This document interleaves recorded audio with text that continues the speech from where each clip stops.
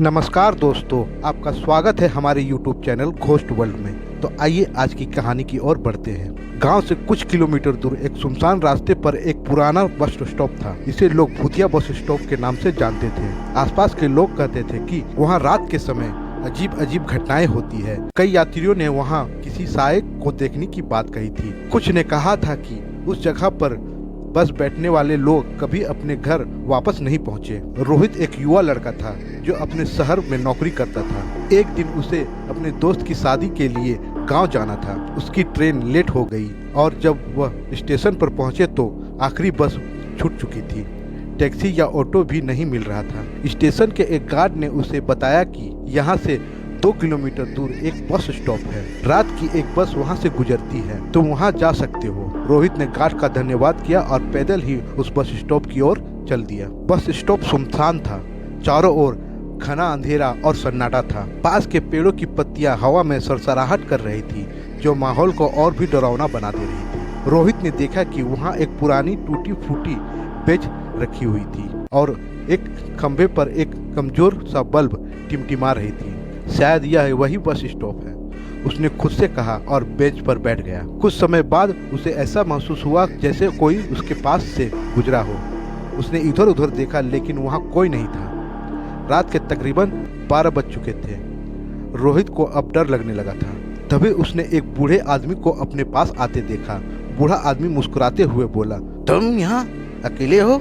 रोहित ने कहा, हाँ, मुझे गांव जाने वाली बस का इंतजार है। बूढ़े आदमी ने कहा, यहाँ रात में कोई बस नहीं रुकती, तुम्हें यहाँ से तुरंत चले जाना चाहिए। रोहित ने सोचा कि यह आदमी शायद उसे डराने की कोशिश कर रहा है। उसने कहा, मुझे इंतजार करना है। बूढ़ा आदमी बिना कुछ बोले वापस चला गया। कुछ देर बाद रोहित ने देखा कि कुछ दूर से एक बस आ रही है। उसकी खुशी का ठिकाना ही नहीं रहा। बस स्टॉप पर रुकी बस बहुत पुरानी और जर्जर स्थिति में थी। उसके शीशे टूटे हुए थे और अंदर से हल्की हल्की लाल रोशनी आ रही थी। रोहित ने बस में चढ़ते हुए ड्राइवर से पूछा, यह बस गांव जाएगी? ड्राइवर ने बिना कुछ बोले सिर्फ सिर हिलाया। बस में कुछ ही यात्री थे। सभी लोग चुपचाप बैठे हुए थे और उनका चेहरा अजीब सा लग रहा था। रोहित को थोड़ा अजीब लगा, लेकिन उसने सोचा कि शायद यह उसका भ्रम हो। वह खिड़की के पास जाकर बैठ गया। बस ने जैसे ही चलना शुरू किया, रोहित ने महसूस किया कि बस के अंदर का माहौल ठंडा और भारी हो रहा है। अचानक बस के यात्रियों के चेहरे बदलने लगे। उनकी आंखें चमकने लगी और उसके होठों पर डरावनी मुस्कान आ गई। रोहित ने पास बैठे एक आदमी से पूछा, क्या आप गांव जा रहे हो? उस आदमी ने धीरे से उसकी ओर देखा और कहा, हम तो यहाँ फंसे हुए हैं, तुम भी अब यहीं रहोगे। यह सुनकर रोहित के होश उड़ गए। उसने तुरंत खिड़की के बाहर देखने की कोशिश की, लेकिन बाहर केवल अंधेरा था। रोहित ने महसूस किया कि बस एक ही जगह चक्कर काट रही है। वह ड्राइवर के पास गया और चिल्लाया, यह बस कहाँ जा रही है? मुझे उतारो। ड्राइवर ने मुड़कर उसे देखा। उसका चेहरा एकदम डरावना और सफेद था। वह बोला, यह बस उन लोगों के लिए है जो कभी वापस नहीं आते। रोहित समझ गया कि वह एक भूतिया बस में फंस चुका है। रोहित ने अपनी पूरी ताकत से बस का दरवाजा खोलने की कोशिश की, लेकिन दरवाजा नहीं खुला। तभी उसने देखा कि बूढ़ा आदमी जिसे उसने बस स्टॉप पर देखा था, बस के अंदर खड़ा था।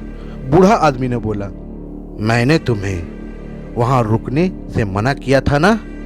अब तुम्हें बचने के लिए हिम्मत दिखानी होगी। रोहित ने बूढ़े आदमी से पूछा, मैं क्या करूं? बूढ़ा आदमी बोला, अपनी आंखें बंद करो और भगवान का नाम लो। बस में कोई तुम्हें छू नहीं सकेगा। रोहित ने अपनी आंखें बंद कर ली और जोर जोर से भगवान का नाम लेने लगा। तभी बस के अंदर एक तेज आवाज हुई, जैसे कोई चीज टूट रही हो। बस हिलने लगी और यात्रियों की डरावनी चीखें सुनाई देने लगी।